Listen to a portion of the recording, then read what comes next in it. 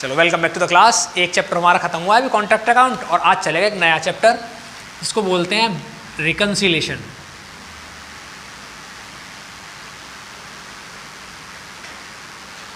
Statement. Hindi में बोल सकते हैं समाधान, विवरण पत्र। अब ये है क्या, 11th-12th के जो कॉमर्स के स्टूडेंट हैं वो समझते हैं वहाँ एक बैंक रिकॉन्सिलिएशन स्टेटमेंट एक चीज़ होती थी, है ना। होता क्या है उसमें कि कोई भी व्यापारी क्या करता है, वो नगद भी लेन देन करता है और बैंक से भी लेन देन करता है। तो कभी कभी क्या होता है कि कुछ पैसा हमको पता नहीं होता लेकिन बैंक में किसी ने डिपॉजिट कर दिया, या हमको पता नहीं होता बैंक ने कोई चार्जेस काट लिया। तो महीने के लास्ट में जब अपनी पासबुक और बैंक बुक को दोनों को मैच करते हैं ना, पासबुक को और कैश बुक को मैच करते हैं, तो दोनों का बैलेंस अलग अलग शो होता है। तो उसमें डिफरेंस हो जाता है। डिफरेंस को क्लियर करने के लिए बैंक रिकन्सिलिएशन स्टेटमेंट बनाया जाता है। एग्जाम्पल से समझो, एक व्यापारी है, उसके पास एक तो कैश बुक है, एक उसके पास पासबुक है। मानो उस व्यापारी ने एक ट्रांजैक्शन में 10,000 रुपये जमा किए बैंक में, तो 10,000 रुपये इधर प्लस करेगा और 10,000 रुपये इधर प्लस कर देगा बैंक कॉलम में। उसको क्योंकि पासबुक में खुद तो चढ़ा नहीं सकता, पासबुक में तो बैंक चढ़ाएगी, लेकिन अपने यहाँ पे डिटेल रखेगा वो कि बैंक में मैंने कितने रुपए जमा करे, 10,000, मेरा 10,000 से बैलेंस बढ़ गया। अब अगला ट्रांजैक्शन क्या होता है कि एक उसका व्यापारी है, उस व्यापारी ने उसके खाते में बिना बताए 5,000 रुपये जमा कर दिए और ऐसा आदमी को पता ही नहीं है, तो यहाँ तो डैश आएगा जब पता नहीं रहेगा। तो अभी क्या हुआ कि बैंक ने उसके खाते में से 400 रुपये काट लिए, किसी चीज़ के खर्चे के 400 रुपये काट लिए बैंक ने, माइनस हो गए, इसको फिर भी पता नहीं चला। अभी क्या हुआ कि व्यापारी ने एक चेक जमा किया 2,000 रुपये का, तो वो तो अपने 2,000 रुपये लिख लेगा ऐसे, लेकिन बैंक में तो चेक जमा हो गया, लेकिन बैंक वाले ने चेक जमा नहीं किया, चेक डिसऑनर्ड हो गया, चेक बाउंस हो गया, पेमेंट नहीं मिला, तो बैंक में डैश आएगा। अब महीना खत्म होगा, ये सोचेगा भाई मेरे बैंक में 12,000 रुपये जमा होने चाहिए, इसको पता रहेगी। अब बैंक का जब पासबुक टोटल है तो कितना आएगा, 15,000 हो जाएगा 14,600 रुपये। दोनों का बैलेंस डिफरेंस क्रिएट करेगा, और डिफरेंस क्रिएट करेगा इसको सही करना पड़ेगा। अब ऐसी पॉसिबिलिटी है नहीं कि इसमें से कुछ आइटम काट दो, क्योंकि पासबुक में तुम कुछ लिख नहीं सकते हो। कोई भी व्यापारी या कोई भी पर्सन पासबुक में कुछ नहीं लिख सकता, पासबुक में हमेशा बैंक की ट्रांजैक्शन लिखेगा, बैंक के खाते हैं वो, ठीक है।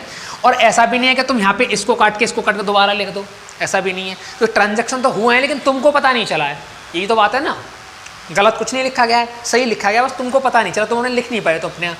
तो अब तुम क्या करोगे कि इस डिफरेंस को ख़त्म करने के लिए अब पिछले जो ट्रांजैक्शन है उनमें तो गड़बड़ी करोगे नहीं, तुम 10 को 20 तो बनाओगे नहीं, 5 को 15 तो बनाओगे नहीं, ऐसे तो कोई भी जालसाजी कर सकता है, कोई भी धोखाधड़ी कर देगा तुम्हारे साथ में।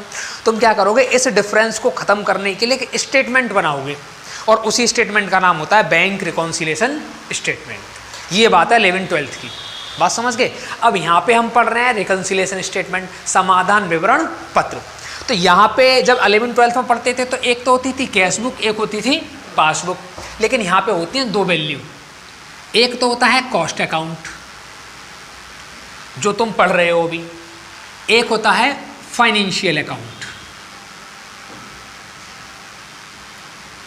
ये 2 बात होती हैं। कॉस्ट अकाउंट में तुम 2 चीज़ें सीख पाए हो, एक तो या तो कॉस्ट शीट बनाते हो या स्टेटमेंट ऑफ कॉस्ट बनाते हो, यही 2 वैल्यू बनाते हो। फाइनेंशियल अकाउंट में तुम 3 वैल्यू बनाते हो, एक तो बनाते हो ट्रेडिंग, एक बनाते हो प्रॉफिट एंड लॉस, और एक बनाते हो बैलेंस शीट। ये बना रहे हो ना। जब से नया प्रावधान आया है तो इन दोनों को मिक्स करके एक नई बात बना दी गई है, वो क्या है, स्टेटमेंट ऑफ P&L बन गया है। ये बात आ रही है यहाँ तक समझ में। अब यहाँ क्या चेंज होगा, यहाँ तो पता चलता है कि भाई कोई जमा नहीं हुआ, कोई ज़्यादा जमा होगा, डिफरेंस होता है। तो यहाँ क्या डिफरेंस होता है, एक बात समझ लीजिए, जो कॉस्ट होती है ना, ये वैल्यू हमेशा अनुमानित होती है, एज्यूम। इसमें जितने एक्सपेंस लिखे जाते हैं ना, वो सारे के सारे एज्यूम करके लिखे जाते हैं। मटेरियल पे शायद इतना खर्चा होगा, वेजेस पे शायद इतना खर्चा होगा, फैक्ट्री में शायद इतना खर्चा होगा। हमने इससे रिलेटेड एक चैप्टर भी पढ़ा, टेंडर प्राइस।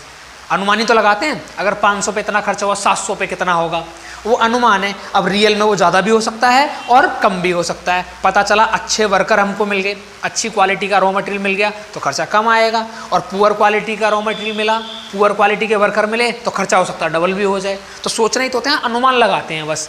लेकिन फाइनेंशियल स्टेटमेंट जो होता है ये होता है वास्तविक,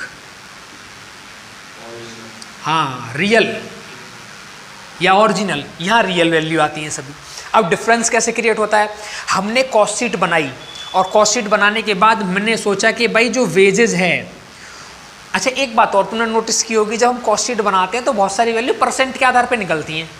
factory overhead at the rate of 10% of wages, office overhead at the rate of 20% of factory cost, ऐसे निकालते हैं ना परसेंटेज बेसिस पे। तो अनुमान है, वो सिर्फ अनुमान लगा रहे हैं। हमने अनुमान लगाया भैया वेजेस जो है वो 2000 रुपये की खर्च होगी, तो यहाँ का प्रॉफिट 2000 के अकॉर्डिंग आएगा।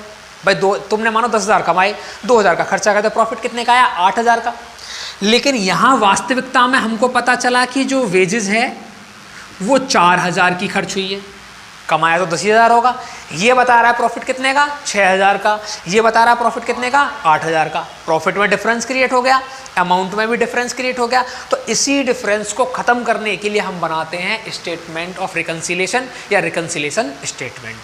वहाँ दो बात होती है, कैश बुक और पासबुक। यहाँ दो बात होती हैं, cost account and financial account. बात समझ गए। फाइनेंशियल अकाउंट हमेशा रियल वैल्यू होगी और कॉस्ट अकाउंट हमेशा एज्यूम्ड वैल्यू होगी। हम एज्यूम करेंगे 2000 रुपये खर्च हुए, रियल में हो गए 4000 रुपये खर्च, तो हमको क्या है कि हमारा प्रॉफिट जो है कम ज़्यादा हो गया और उसको हमको सही करना है, बराबर लेके आना है, रियल वाले के बराबर करना है चीज़ों को हमको हमेशा। क्लियर है यहाँ तक बात। अब यहाँ इस फॉर्मेट को बाद में हमको ये समझना पड़ेगा कि इसमें आखिर करना क्या है, स्टेटमेंट में बनाना क्या है। तो हमको सिर्फ इतना चेक करना है कहाँ हमको फ़ायदा हुआ और कहाँ हमको नुकसान हुआ। कैसे चेक करेंगे, मानो हमने 2000 का खर्चा सोचा था कि खर्चा 2000 का होगा, लेकिन रियल में खर्चा होगा कितने का, 4000 का। तो हमें नुकसान है फ़ायदा है, नुकसान हो गया। अगर मैं कहूँ भाई सैलरी जो है, सैलरी देनी थी 10,000 रुपये, हमने सोचा कि 10,000 सैलरी जाएगी, लेकिन एक्चुअल में जो सैलरी गई है वो कितनी गई है, 5,000 गई है। तो हमें तो फ़ायदा हो गया 5,000 का। तो हमें हर एक ट्रांजैक्शन में बस इतना ही चेक करना है कि कौन फ़ायदा है और कौन नुकसान है, कितने का फ़ायदा है और कितने का नुकसान है। ये बात समझ पा रहे हैं आप। फिर इसके बाद इसका एक छोटा सा फॉर्मेट है, वो फॉर्मेट में तुमको थोड़ा सा बता देता हूँ क्या फॉर्मेट है। जैसे बैंक रिकन्सिलेशन का फॉर्मेट है वैसे ही इसका फॉर्मेट है कुछ ऐसा। यहाँ लिखना पड़ेगा आपको रिकन्सिलेशन स्टेटमेंट इस तरीके से। ये जो लाइन है ये है पर्टिकुलर, ये जो लाइन है ये अमाउंट, और ये जो लाइन है ये भी अमाउंट। अमाउंट डेबिट क्रेडिट नहीं है यहाँ पे, टू बाई का कोई रोल नहीं है, डेबिट क्रेडिट का कोई रोल नहीं है, सिंपल है एकदम। अब हमको करना क्या होता है, सबसे पहले हमको यहाँ पे लिखना होता है profit as per cost account. Cost account कितना प्रॉफिट बता रहा है, कम बता रहा है, ज़्यादा बता रहा है, जो भी बता रहा है उसको आप सीधा सीधा फाइनल वाली लाइन में इधर लिख दो। ठीक है। इसके बाद एक हेडिंग बनेगा इधर ऐड का, एक हेडिंग बना लो इधर लेस का, और हर एक ट्रांजैक्शन को पढ़ो। अगर तुमको दिख रहा है फायदा हुआ तो ऐड वाले में लिख दो, तुमको दिख रहा है लॉस हुआ तो लेस वाले में लिख दो। यहाँ से पढ़ोगे ना, वेजेस 2000 का सोचा 4000 का हो गया, 2000 का नुकसान, तुरंत इधर लिखना है। सैलरी 10,000 का सोचा 5,000 का हुआ, 5,000 का फायदा, तुरंत ऐड वाले में लिखना है। ये बात समझ पा रहे हैं। अब मानो इधर 1 2 3 ट्रांजैक्शन आ सकते हैं, मानो इधर 1 और 2 ही ट्रांजैक्शन आए, तो भाई इनकी कोई ना कोई एंट्री 1 2 3 ऐसे आएंगी, इसकी एंट्री 1 2 ऐसे आएंगी। अच्छा, ऐड की सारी एंट्री पहले कॉलम में और लेस की सारी एंट्री पहले कॉलम में। हम इनको डायरेक्ट भी लिख सकते हैं, लेकिन डायरेक्ट लिखने पे हमको एक नुकसान है, हमको ये नहीं पता चलेगा टोटल कितने का फ़ायदा, टोटल कितने का नुकसान। इसीलिए इसको यहाँ पे जोड़ के लिखेंगे, इन सबको जोड़ो और इधर लिख दो, मतलब इन सबको जोड़ के इधर, तो हमें पता रहेगा कि टोटल इतने का फ़ायदा है। ऐसे ही फिर इन सबको जोड़ो और इधर लिख दो, तो हमको पता रहेगा टोटल इतने का नुकसान। मेन वैल्यू में ऐड वाली एडिंग को तो ऐड ही करना है, लेस वाली हेडिंग को लेस ही करना है। तो इसमें इसको जोड़ेंगे, यहाँ पे एक आंसर आएगा, और इसमें से इसको घटाएंगे तो यहाँ पे एक आंसर आ जाएगा। बात समझ पा रहे हैं। हमने जब क्वेश्चन शुरू किया था तो इसका प्रॉफिट लिया था, क्वेश्चन जब खत्म करेंगे तो इसके प्रॉफिट का आंसर आ जाएगा अपने आप। इन क्वेश्चंस में खास बात है, आंसर हमको पहले से पता होता है, दोनों के प्रॉफिट दिए होते हैं। Profit as per cost account, हमको पहुँचना है profit as per financial account तक। बस यहाँ तक बात समझ में आ रही है। कोई डाउट तो नहीं है? क्लियर एकदम? अब बात समझो कि अब वो ये कहे कि भाई तुमको इसमें कॉस्ट अकाउंट भी बनाना पड़ सकता है, cost sheet, statement of cost, और फाइनेंशियल अकाउंट भी बनाना पड़ सकता है। तो उसको कैसे बनाएंगे उसको और समझो एक बार। कॉस्ट शीट तो तुमको बनानी आती है, सिंपल फॉर्मेट है, पहले से हम सीख के आए हैं, लेकिन फिर मैं थोड़ा सा आपको हिंट दे देता हूँ कि क्या है। सबसे पहले मटेरियल प्लस करते हैं डायरेक्ट वेजेस, इन दोनों को ऐड करने के बाद में इधर बनता है पॉइंट ए प्राइम कॉस्ट, फिर ऐड करते हैं फैक्ट्री ओवरहेड्स, इसको ऐड करने के बाद में बी पॉइंट बनता है फैक्ट्री कॉस्ट, फिर ऐड करते हैं ऑफिस ओवरहेड्स, इसको ऐड करने के बाद हम बनता है यहाँ पे सी पॉइंट ऑफिस कॉस्ट। ऐसे ही है ना सब कुछ? ठीक है। अब बात करते हैं फाइनेंशियल की। तो फाइनेंशियल में याद रखना है कि हमको बैलेंस शीट नहीं बनानी पड़ेगी, हमको statement of P and L भी नहीं बनाना पड़ेगा, क्योंकि statement of P and L जो बनता है वो कंपनी के अकॉर्डिंग बनता है ना। लेकिन यहाँ क्या है, ठेकेदारी फर्म होती हैं, छोटी छोटी फर्म होती हैं, कंपनी का नहीं है यहाँ पे, है ना। तो statement of P and L तो बनता है फॉर्मेट से, आपका इधर एक अमाउंट रहेगा, फिर नीचे एक अमाउंट रहेगा, फिर नीचे अमाउंट रहेगा, टू एंड वाई का कॉलम नहीं होता। तो इसीलिए हमको ट्रेडिंग और पी एंड एल बनाना है जहाँ टू एंड वाई का कॉलम होता है। अब समझो वो कैसे बनता है। मैं थोड़ी सी बात तुमको बता देता हूँ, फिर तुमको समझ में आ जाएगा, पढ़ तुम चुके हो पहले भी कहीं ना कहीं। सबसे पहले इधर आता है टू ओपनिंग स्टॉक, फिर आता है इधर परचेज, फिर आता है इधर वेजेस, फिर डायरेक्ट एक्सपेंसेस, ऐसे ये चलते रहेंगे, ठीक है, और भी आएंगे ऐसे। इसके बाद में इधर आता है by sale, by closing stock, फिर करना होता है इसका आंसर। समझ गए? छोटा सा फॉर्मेट को थोड़ा सा बना के दिखाया है, कुछ इस तरीके से वैल्यू रहने वाली है। या तो क्वेश्चन में दोनों प्रिपेयर करके देगा, या क्वेश्चन में प्रिपेयर करके नहीं देगा, तो पहले तुमको ये बनाना है, फिर तुमको ये बनाना है, उसके बाद में फिर स्टेटमेंट बनाना है, क्योंकि यहीं से कंपेयर होगा। जैसे वेजेस यहाँ लिखा है, वेजेस यहाँ भी लिखा होगा, यहाँ लिखा 2000 का, यहाँ लिखा 4000 का, तब कंपेयर करोगे नुकसान हुआ या फायदा हुआ। हाँ, ये हमारा एज्यूम है कॉस्ट, ये हमारा रियल है फाइनेंशियल, जो मैंने यहाँ बताया है। समझ गए बात? क्लियर है यहाँ तक सबको एकदम? ठीक है। अब करेंगे हम क्वेश्चन को। देखो क्वेश्चन नंबर 1, देखो क्वेश्चन नंबर 1, लागत विवरण पत्र, लागत पत्रक, लाभ हानि खाता एवं समाधान विवरण तैयार करना। तीनों ही अकाउंट आपको बनाने पड़ेंगे इसमें। कह रहा सामग्री 1 लाख रुपए की है, श्रम दे रखा है 2 लाख रुपए का, कारखाना उपरिव्यय मूल लागत के 50% अनुमानित किए गए तथा कार्यालय उपरिव्यय कारखाना लागत के 25% अनुमानित किए गए हैं। विक्रय मूल्य लागत से 20% अधिक है। वित्तीय लेखों के अनुसार कारखाना उपरिव्यय 1,20,000 का है, कार्यालय उपरिव्यय 92,000 का है। उपयुक्त से लागत लेखा के अनुसार लाभ ज्ञात कीजिए, वित्तीय लेखों के अनुसार लाभ ज्ञात कीजिए तथा समाधान विवरण भी आपको बनाना है। अब समझो कैसे करेंगे इस क्वेश्चन को।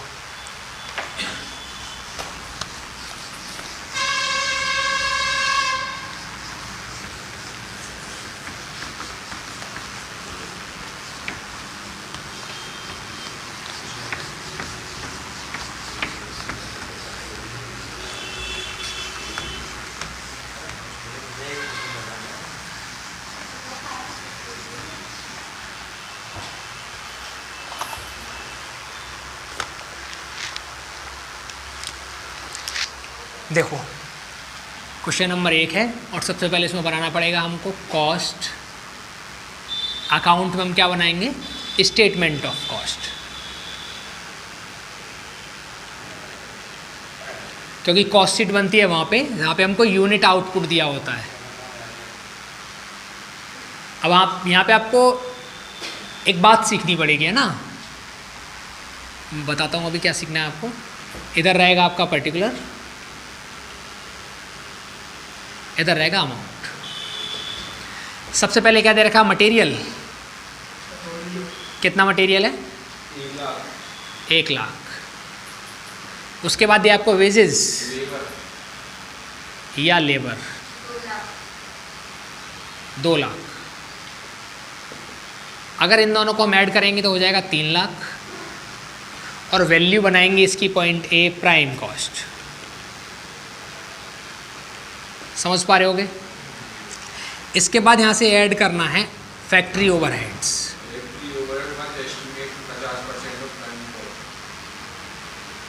अब आपको एक बात समझनी है, इस क्वेश्चन में 2 ही तो फैक्ट्री ओवरहेड दे रखे हैं और इस क्वेश्चन में 2 ही आपको ऑफिस ओवरहेड दे रखे हैं, एक बार परसेंटेज में और एक बार अमाउंट में, है ना।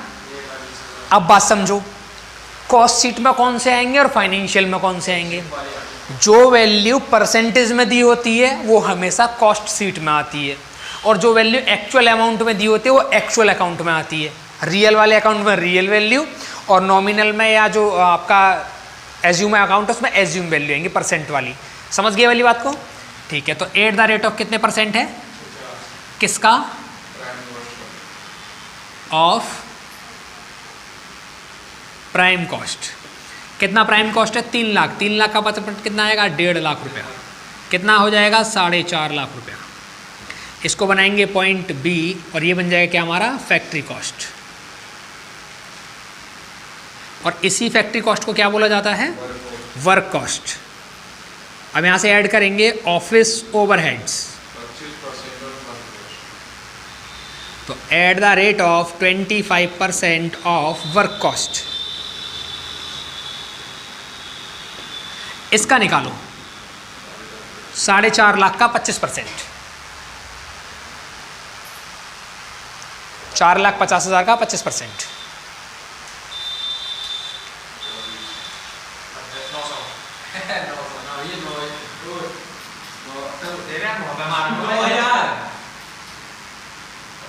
नहीं,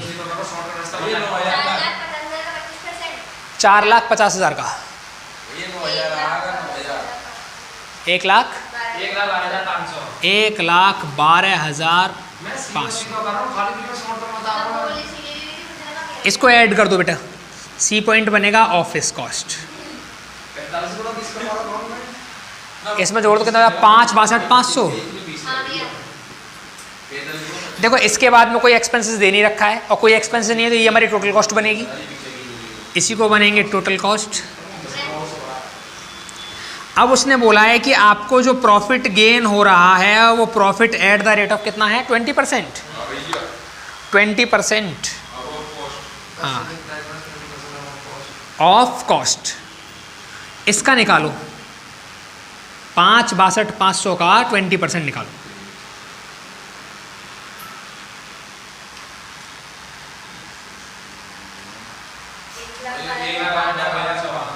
एक लाख 12,500 जोड़ दो दोनों को,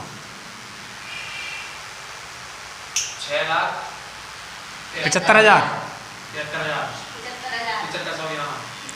बताओ ये बात समझ में आ गई सबको?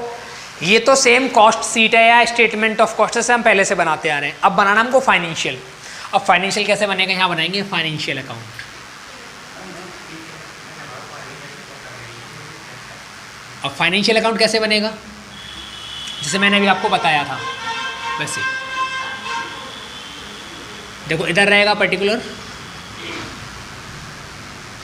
इधर रहेगा अमाउंट, इधर फिर पर्टिकुलर,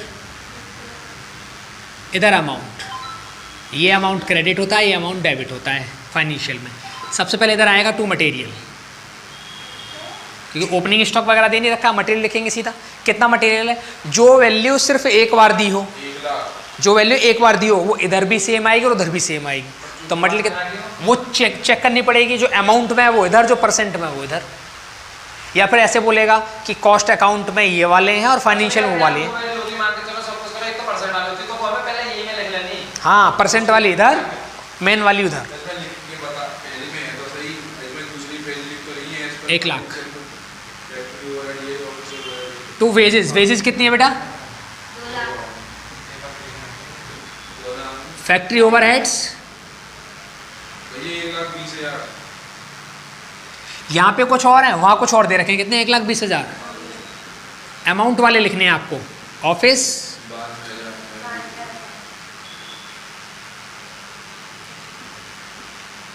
सभी वैल्यू लिख गई, लिखेंगे इधर बाय सेल्स।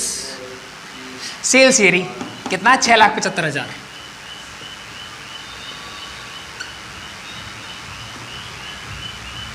आंसर करेंगे, इधर आएगा 6,75,000, इधर भी आएगा 6,75,000, माइनस कर दो 1,63,000, ये आ गया 1,30,000, ये रहेगा 2 नेट प्रॉफिट। अब चेक करो हमारा एज्यूम प्रॉफिट, हमने सोचा कितने का प्रॉफिट होगा 1,12,500 का, रियल में प्रॉफिट कितने का हो रहा है 1,63 का। डिफरेंस क्रिएट हो गया, इस डिफरेंस को खत्म करना पड़ेगा कैसे, स्टेटमेंट के साथ में। अब बनाएंगे इधर रिकॉन्सिलिएशन स्टेटमेंट।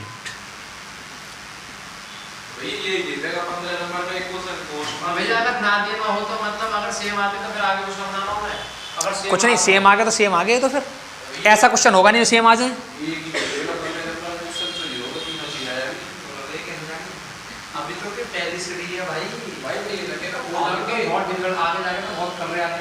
इधर पर्टिकुलर, इधर अमाउंट, इधर अमाउंट। अब बात समझो, इधर कॉस्ट के साथ हम शुरू करेंगे हमेशा।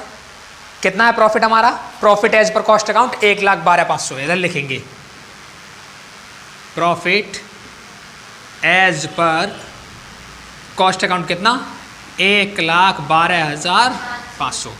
एक हेडिंग बना लो इधर ऐड, थोड़ा स्पेस देके एक हेडिंग बना लो इधर लेस।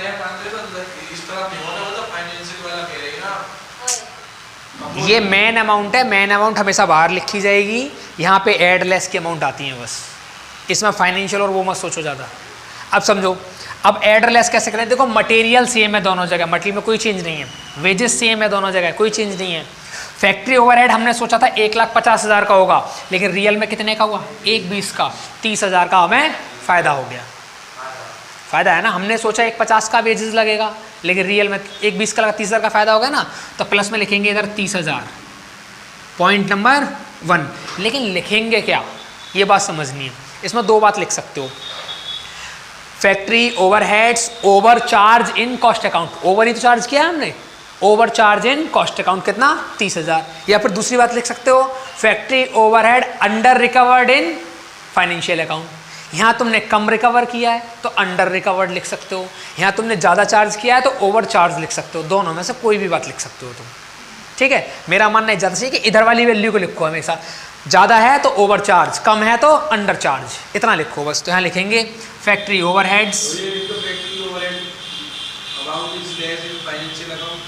हाँ इधर लिखेंगे under recovered, overhead over charge, हमने ज़्यादा चार्ज कर लिया है ना, है नहीं रियल में इतना, इन कॉस्ट अकाउंट। अगली नरेशन से सब क्लियर हो जाएगा तुम्हें। अगला देखो, ऑफिस कितना सोचा हमने 1,12,500 का, रियल में कितने का हुआ 92,000 का, कम हुआ, फ़ायदा हो गया हमें। इधर हमने ज़्यादा सोचा था, रियल में हमको कम हुआ, फ़ायदा हुआ। फिर से फ़ायदे में आएंगे नंबर 2, कितना फ़ायदा हुआ हमको, कैसे करना है, 1,12,500 में से 92,000 घटा दो, 19,500। चेक कर लो जरा एक बार, 1,12,500 में से 92,000, 20,500, चलो कोई बात नहीं, 20,500 आ गया। अब ये भी हमने क्या किया है, यहाँ पे हमने ओवर रिकवर्ड किया है ना, या ओवर चार्ज किया है, जो चाहो वो लिखो। तो यहाँ पे लिखेंगे हम office overheads over charge in cost account. अगर ये किसी वजह से ऐसा होता कि यहाँ पे लिखे होते 90,000 और यहाँ पे लिखे होते 1,12,500, तो ये ज़्यादा हो जाते, ज़्यादा हो जाते, और ज़्यादा हो जाता तो हमें नुकसान होता है, क्योंकि हमने सोचा कम, रियल में हो गया ज़्यादा। अब नुकसान होगा, नुकसान कहाँ था, लेस में। फिर उसको कैसे लिखते, office overhead under charge in cost account, ठीक है, अंडर चार्ज होता कॉस्ट अकाउंट में। चलो अब इसको करेंगे सॉल्व। देखो लेस में तो कुछ आया नहीं, डैश लगा दिया मैंने लेस के लिए। ऐड वाले दोनों को जोड़ दो, कितना हो जाएगा 50,500। लेस में कुछ है नहीं, लेस में कुछ नहीं है तो डैश ही लगाना पड़ेगा हमको। इसमें इसको जोड़ दो, कितना आ गया 1,63,000। इसमें से इसको घटाओ, कितना बचेगा 1,63,000। ये अमाउंट हमेशा इसके प्रॉफिट के बराबर बचेगी, समझ गए। हाँ हाँ, यहाँ लिखना पड़ेगा profit as per financial account. Clear बात, कॉस्ट से शुरू करेंगे, फाइनेंशियल का आंसर आएगा हमेशा। बात आ गई समझ में सबको।